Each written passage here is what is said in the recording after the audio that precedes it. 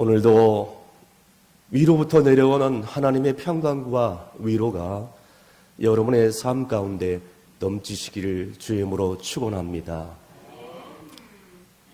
하나님을 믿는다고 하면서도 우리가 그 하나님에 대해서 잘 모르고 막연하게 신앙생활을 할 때가 너무나 많이 있습니다.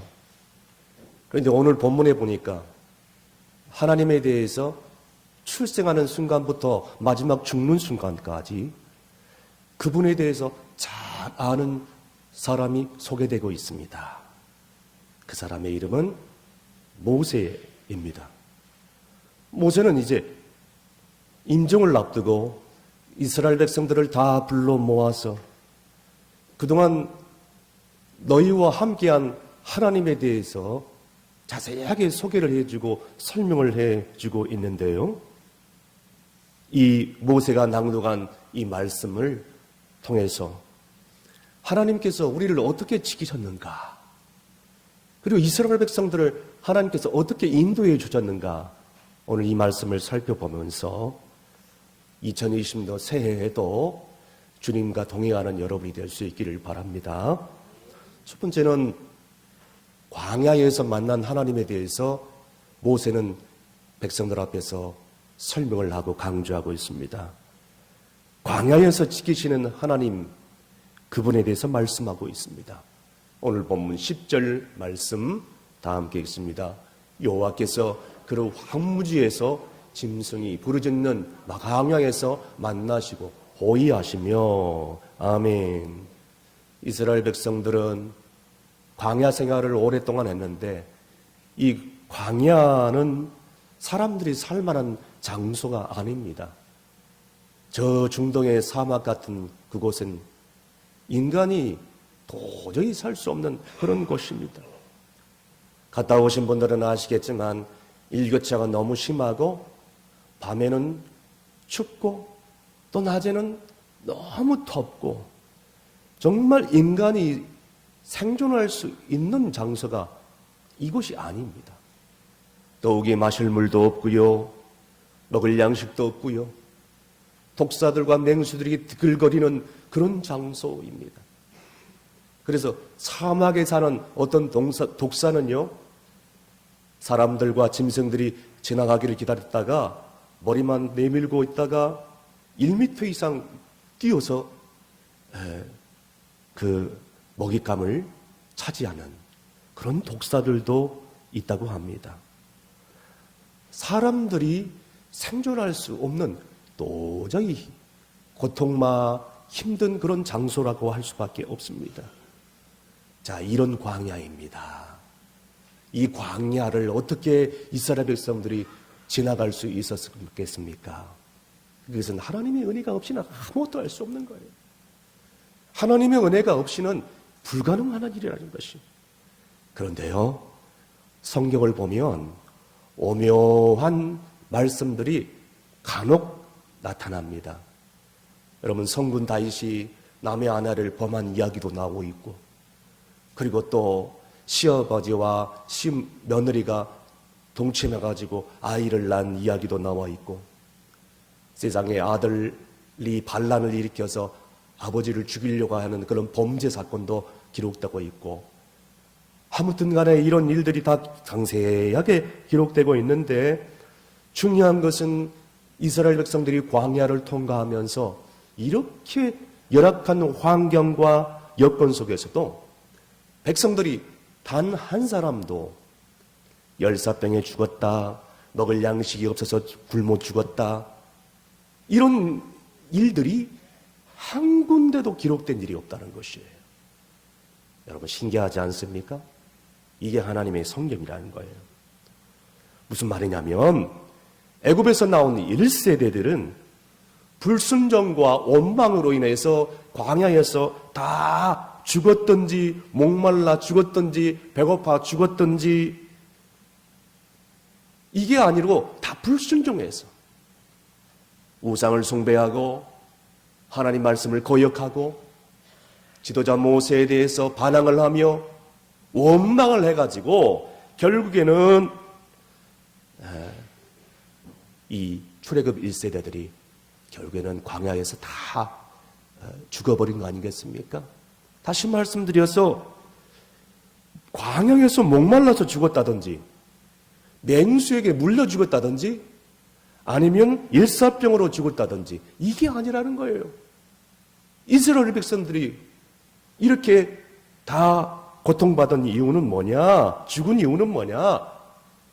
우상 숭배와 그리고 또 원망하는 죄값으로 다 1세대들이 죽었다는 것입니다. 그럼에도 불구하고 그들이 죄를 지을 때마다 하나님께서는 그들에게 자비와 은총을 베풀어 주시고 피할 길을 주시고 먹을 양식을 주시고 마실 물을 주시고 그들은 하나님을 믿지 않고 하나님을 바라보지 않는 까닭에 다 죽은 것이지 하나님은 언제나 이스라엘 백성들을 사랑했다는 거예요.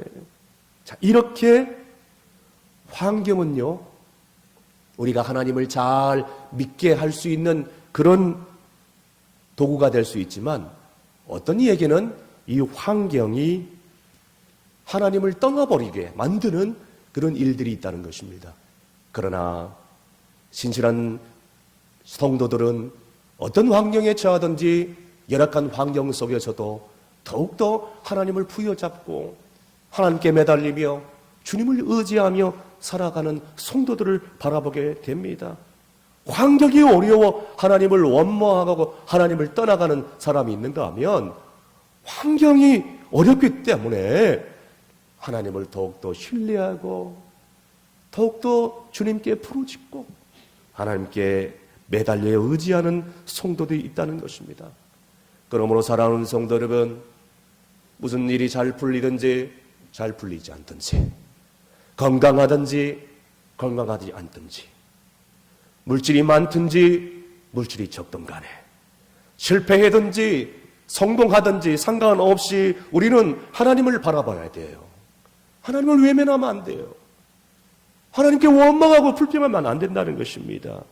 그래서 성경에 나오는 수많은 신앙인들은 어떤 환경 속에서도 하나님을 의지하고 살았어요. 그래서 사도 바울은 로마서 14장 6절 8절 말씀에 뭐라고 고백을 하고 있습니까? 다 함께 읽습니다. 우리가 살아도 주를 위하여 살고 죽어도 주를 위하여 죽나니 그러므로 살아 죽으나 우리가 주의 것이로다. 아멘.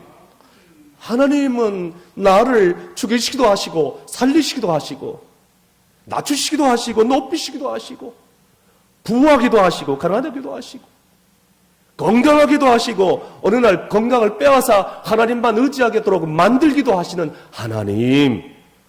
어느덧 그 하나님을 의지하고 따르면 하나님께서는 이스라엘 백성들을 광야에서 지켰던 것처럼 우리를 어떤 환경과 위기 속에서도 지켜주실 줄로 믿는 여러분이 되시길 바랍니다.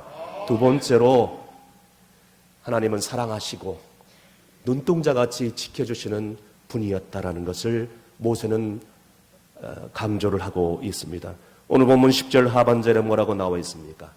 자기의 눈동자같이 지키셨도다라고 그러고 있습니다. 눈동자같이 지켰다. 여러분, 눈동자는요 전자동으로 되어 있습니다. 그러니까 수동이 아니에요. 여러분, 이 손가락으로 자기 눈동자를 이렇게 가까이 가면요 본능적으로 이 눈 커플이 내려가게 되어 있습니다. 눈에 뭐가 들어올 만하면 자동적으로 감아버리고 그것을 보호하고 막는다는 뜻입니다. 그래서 눈에는 30만 개의 회로가 있고 1억만 개의 신경세포가 있다고 합니다. 놀랍죠? 그런데 무엇이 들어오려고 하면 자동적으로 감기고 보호되는 것입니다. 그런데 하나님은 이스라엘 백성들을 이렇게 눈동자같이 지켜주셨다라고 말씀해 주셨습니다. 여러분, 존 F 케네디가 어떻게 세상을 떠났습니까? 수많은 보디가드와 수많은 경호원들에 휩싸였지만 결국 암살을 하려는 그런 사람의 총뿌리에 세상을 떠나버리고 봐요. 아무리 많은 경호원과 군사들이 지켜도 병사들이 지켜도 여러분, 인간은 이렇게 허무하게 떠나게 되어 있어요. 그런데 오늘 본문에 보니까 하나님께서 눈동자같이 우리를 지켜주신다라고 지금 얘기를 해주고 있는 거예요. 얼마나 감사합니까? 얼마나 감사해요. 그것도 우리를 사랑하실 때 일방적으로 우리를 사랑해 주셨다라고 얘기를 해주고 있는 것입니다. 이스라엘 백성들은 수많은 고역과 시도 때도 없는 불평과 원망 속에서도 하나님께서는 일방적으로 이스라엘 백성들을 지켜주시고 보호하시고 인도하시고 다 받아주셨다는 것입니다. 그러므로 사랑하는 성도 여러분, 우리가 오늘 예수를 믿고 오늘 하나님께 나와 예배할 수 있는 것은 내 힘으로 된 게 아니에요. 내가 잘나서 예수를 믿은 게 아니라는 것이에요. 내가 똑똑해서 직분을 갖는 게 아니란 뜻이에요. 오직 하나님인 은혜인 줄로 믿으시길 바랍니다. 그것도 일방적인 은혜예요. 여러분, 네덜란드의 유명한 철학자 스피노자가 이런 말을 했다고 합니다. 사랑하기만 하면 헛물은 보이지 않고 모든 것이 다 좋게 보인다라는 유명한 명언을 남겼다고 합니다. 그래서 스피노자는 네 가지 사랑의 종류에 대해서 세 가지 종류의 사람이 있다고 합니다. 사랑의 종류죠. 사랑의 유형이 세 가지 있다고 하는데 첫 번째는 사랑받고 나서 사랑하는 사람들이 있다고 합니다. 사랑을 받아야 그때서야 사랑을 베푸는 사람. 이런 사람들은 정말 피곤한 사람들이죠. 두 번째는 받으려고 사랑하는 사람이 있다고 합니다. 받으려고 대가를 기대하고 보수를 기대하고 뭔가를 기대하고 사랑을 베풀고 섬기는 사람. 이 사람들은 동기가 잘못되기 때문에 상대방이 조금만 마음에 안 들더라도 원망하고 불평하고 관계가 다 끼어져 버리는 것입니다. 마지막 세 번째는요, 중요하죠. 사랑하기 위해서 사랑하는 사람이라고 합니다. 사랑하기 위해서 사랑하는 사람. 이 사랑이야말로 참사랑 아니겠습니까? 무슨 뜻입니까? 사랑하기 위해서 사랑한다. 결과를 바라보지도 않아요. 어떤 동기도 중요하지 않습니다. 저 사람이 어떤 마음을 가지고 내게 다가오는지도 중요하지 않습니다. 아무런 결과가 동기가 그저 상관없이 그저 사랑하는 거예요. 그것도 무조건적 사랑하는 거예요. 그것도 희생적으로 사랑하는 것입니다. 여러분, 주님의 십자가의 사랑을 체험하면 그 성도는요, 이렇게 사랑을 베풀게 되어 있어요. 그래서 여러분, 어떤 목사님이 그런 얘기를 했잖아요. 사람은 사랑을 받은 만큼 베푼다고. 어렸을 때 부모의 사랑을 못 받은 성도들은요, 사랑을 베풀지 못합니다. 그러나 어렸을 때부터 부모의 사랑을 충분히 받은 성도들은요, 사랑하게 되어 있어요. 왜요? 내가 그 사랑을 체험했잖아요. 그 사랑을 체험했기 때문에 나누고 베풀고 섬기는데 지장이 없어요. 주저하지 않아요. 그러나 받은 사랑이 없는 사람은요, 받은 게 없기 때문에 주지를 못하는 거예요. 주고 싶은데 주지를 못하는 겁니다. 여러분, 기독교의 사랑은 어떤 사랑입니까? 아가페 사랑입니다. 아가페 사랑이 무슨 뜻이죠? 무조건적 희생적인 사랑이에요. 당신이 나를 사랑해서 사랑한 게 아니고 사랑하기 위해서 사랑하는 기독교적 사랑입니다. 여러분, 사람에게 사랑의 마음이 없으면요, 뭐가 찾아온지 아십니까? 각종 질병이 찾아옵니다. 사랑이 없으면 각종 병이 시작돼요. 그 중에 제일 많이 찾아온 병이 어떤 병인지 아십니까? 우울증입니다. 우리나라 인구의 30% 이상이 우울증 환자예요. 65세 이상의 노인 3명 중에 1명이 우울증 환자입니다. 이건 통계상으로 나와 있는 거예요. 미워하는 마음이 계속되면, 사랑하는 마음이 없으면, 증오하는 마음이 계속되면, 세기하고 질투하는 마음이 계속되면 내 마음 가운데 평강이 사라지니까, 기쁨이 사라지니까 우울증이 생긴다는 거예요. 조울증이 생긴다는 것입니다. 불면증이 찾아와요. 밥을 먹어도 제대로 소화하지 못합니다. 소화불량, 위장병, 각종 질병에 시달립니다. 그러므로 심리학자들이 다들 얘기하기를 건강에 살려면 뭐 하라고 얘기합니까? 사랑하라고 얘기합니다. 사랑하기 싫으면 억지라도 하라 그래요. 억지로라도. 그것도 안 된다? 그러면 심리학자들이 뭐라고 얘기하냐면 뭘 키우라고 그래요? 강아지라도 키우라고 합니다. 애완견, 애완동물이라도 키우라고 합니다. 여러분 그것이 이해가 되는 것이 이 애완견을 키우고 사랑을 주고 사랑을 베풀다 보면 마음속에 기쁨이 찾아와요. 마음속에 평정이 찾아옵니다. 저는 집에 애완동물이 없지만 애완동물을 키우는 사람들이 아마 그런 이유 때문에 키우는 것 같아요. 혼자 있으면 견딜 수 없으니까. 애완동물이라도 키우면서 애정을 베풀기도 하고 사랑을 나누기도 하고. 여러분, 그러나 중요한 것은 사람 마음 가운데 정말 미움이 사라지고 증오가 사라지고 어둠의 영이 물러가기 위해서는 내 마음 가운데 십자가의 그 놀라운 은혜, 주님의 그 아가페적 사랑이, 예수 그리스도의 사랑이 임해야 우리의 상한 상처와 심령이 온전히 치유되는 줄로 믿으시길 바랍니다. 어떤 왕이 나이가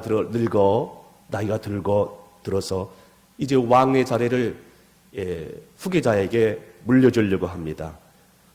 이 왕에게는 3형제가 있었다고 합니다. 이 3형제에게 어떻게 왕위를 물려줄까? 왕은 자리는 하나밖에 없는데, 그래서 이 3형제에게 숙제를 내렸다고 합니다. 너희들 3개월 동안 좋은 일 하고 다시 내 앞에 와라 라고 숙제를 해줬습니다. 큰아들이 이제 길을 지나가는데 어떤 사람이 황급히 와가지고 이따마는 황금 덩어리 보자기를 자기에게 맡기고 홀랑 떠나가 버리고 만 것입니다. 나중에 사정을 알고 보니까 자기 집에 불이 났는데 그 황금 덩어리를 들고 와서 어디 맡길 데가 없으니까 불을 끄러 가야 되는데 황급히 맡길 사람이 없으니까 당신에게 맡겼다 이거예요. 그 황금 덩어리를 이 큰아들이 본래 주인에게 다시 찾아줍니다. 수소문해가지고. 왕이 그 얘기를 듣자 그래 잘했다. 둘째 아들이 찾아와서 얘기합니다. 왕이시여, 연못에 빠진 아이를 저는 구하고 돌아왔습니다. 그때 왕이 그 둘째 아들에게 그래 너도 큰 일을 했구나. 수고했다. 마지막 셋째 아들에게 너는 뭐 하다가 왔냐 3개월 동안에. 자꾸 물으니 머뭇머뭇하고 대답을 하지 않는 거예요. 말을 해봐라. 내 왕이시여, 저를 평생 동안 괴롭히는 원수가 있었습니다. 그런데 그 원수가 낭떠러지에서 술에 취해가지고 쓰러져 있던 것을 그냥 두면 얼마 못 가서 그 낭떠러지에 떨어져서 죽을 것 같아서 그를 즉시로 깨워서 술을 깨게 만들고 정신 차리게 해서 다시 집으로 돌려보내게 만들어 주었습니다 라고 얘기했습니다. 그때 왕이 너무 감탄하는 거예요. 누구에게 왕위를 물려줬을까요? 여러분이 스스로 판단하시길 바랍니다. 왕은 원수를 사랑하는 것이야말로 이것보다 더 어려운 것이 어디 있겠느냐. 네가 내 왕의 자리를 받을 만한 충분한 자격이 있구나 하면서 셋째 아들에게 왕위를 물려줬다고 합니다. 여러분, 일반적인 사랑이라는 것은 상대의 어떠함에 상관없이 사랑을 베푸는 거예요. 그게 진짜 사랑입니다. 여러분, 그 사랑을 하나님께서 우리에게 베풀어 주셨습니다. 받은 만큼 사람은 나누게 되어 있어요. 여러분이 만약 하나님의 사랑을 알았다면, 그 십자가의 그 은혜를 깨달았다면, 조금이라도 그 하나님의 사랑에 감사하다면 그 사랑을 나누는 성도가 다 되시길 바랍니다. 끝으로 어미 독수리처럼 지켜주시는 하나님에 대해서 말씀하고 있습니다. 오늘 본문 11절에서 12절까지 다 함께 읽습니다. 마치 독수리가 자기의 보금자리를 어지럽게 하며 자기의 새끼 위에 너풀거리며 그의 날개를 펴서 새끼를 받으며 그의 날개 위에 그것을 업음같이 여호와께서 홀로 그를 인도하셨고 그와 함께한 다른 신이 없었도다. 아멘. 여러분이 알다시피 독수리가 새끼를 키우는 방법은 여러분 TV를 통해서 또 책을 통해서 잘 아실 것입니다. 이 알에서 막 깨어나면 어미 독수리가 먹이를 가지고 입을 쫙 벌리는 새끼한테 다 물어줍니다. 그러나 이 새끼 독수리가 어느 정도 털이 나고 날갯짓을 하려고 할 때에 어느 날 갑자기 저 어미 독수리는 새끼 독수리를 물고 날개에다가 업고 높은 창고로 올라간다고 합니다. 그곳에서 어느 한순간 날개를 푸드덕거리면서 새끼 독수리를 떨어뜨리고 마는 것이, 그 새끼는 지면에 떨어지는 순간 안 떨어지려고 막 날개짓을 합니다. 지면에 떨어지려고 하는 순간 어미 독수리가 어느새 완뒤에 채 가서 다시 창고로 올라갑니다. 그리고 또 떨어뜨립니다. 그리고 또 지면에 닿을 만하면 또 어미 독수리가 새끼 독수리를 채 갑니다. 그러면서 이 새끼 독수리는 이 날개죽지에 힘을 갖게 되고 새 힘을 얻게 되고 저 어미 독수리처럼 나중에 결국 창공을 나는 새 중에 새, 왕 중의 왕인 독수리가 된다고 합니다. 마치 군대에 엄격한 교관 조교가 신병들을 훈련하듯이 이렇게 하나님께서 이스라엘 백성들을 인도하셨다는 것입니다. 여러분, 이것은 사랑하지가 않아서 아니에요. 오히려 사랑하기 때문에 그런 것이에요.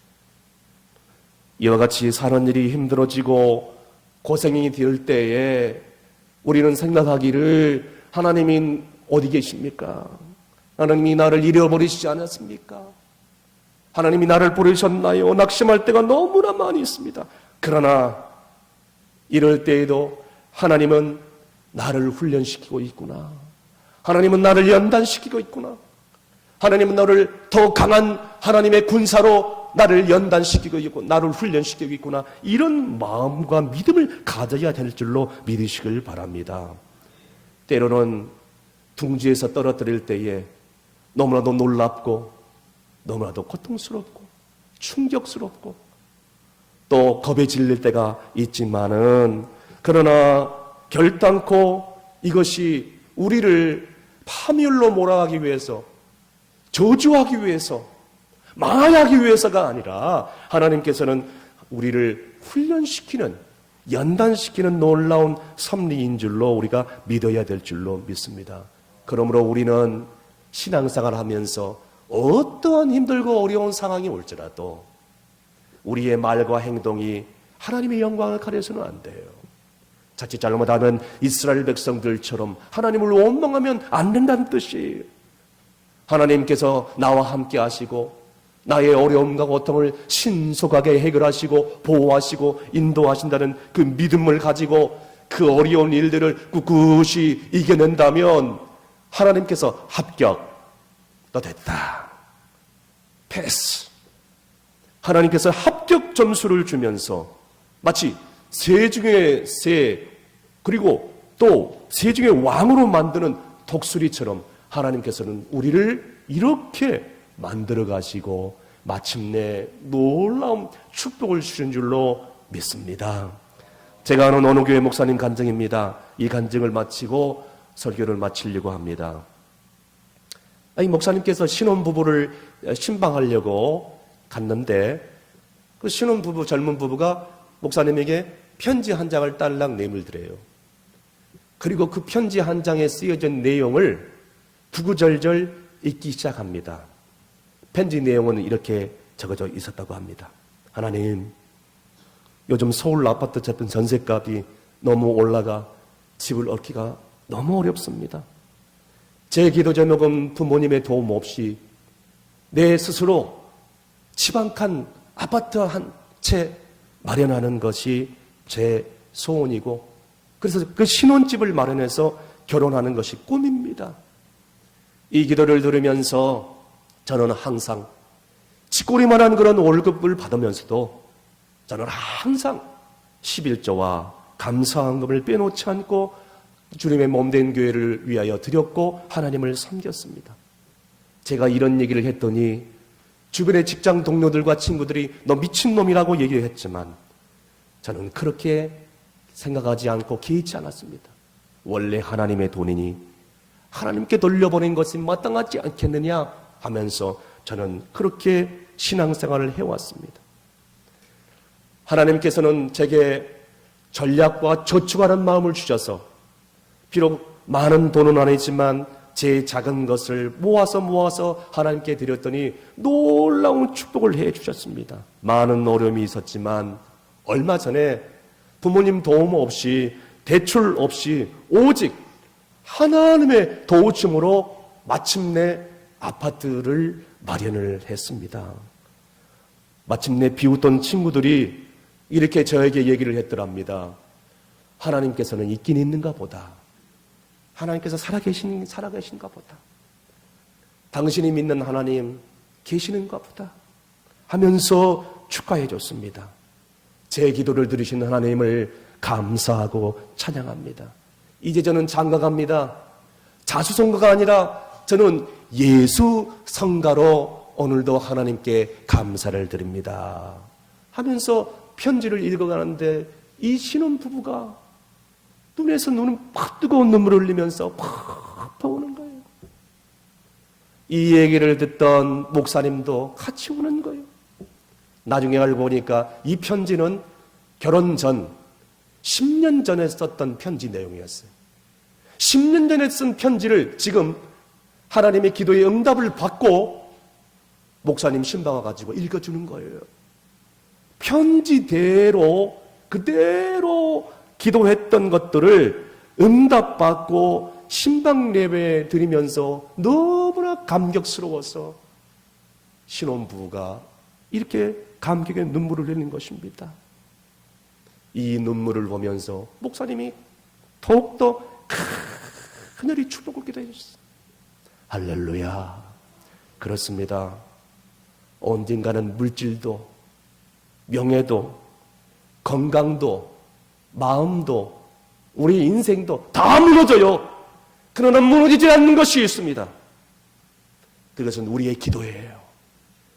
우리의 기도는 하나님께서 다 기억하시고 녹화해 주셔서 언젠가는 하나님께서 우리의 기도를 응답하신다는 것입니다. 그러므로 우리의 믿음의 경영은 최고의 기도 외에는 우리가 아무것도 할 수 없다. 이렇게 고백해야 될 줄로 믿습니다. 여러분, 새해에는 하나님께 편지를 써보세요. 여러분, 감사 얘기를 한번 써보시라는 거예요. 올해 연말에 하나님께서 어떻게 응답하셨는지 한번 하나님의 행하신 일들을 목도해 보자고요. 하나님께서 분명하게 응답해 주실 줄로 믿습니다. 말씀의 결론을 내립니다.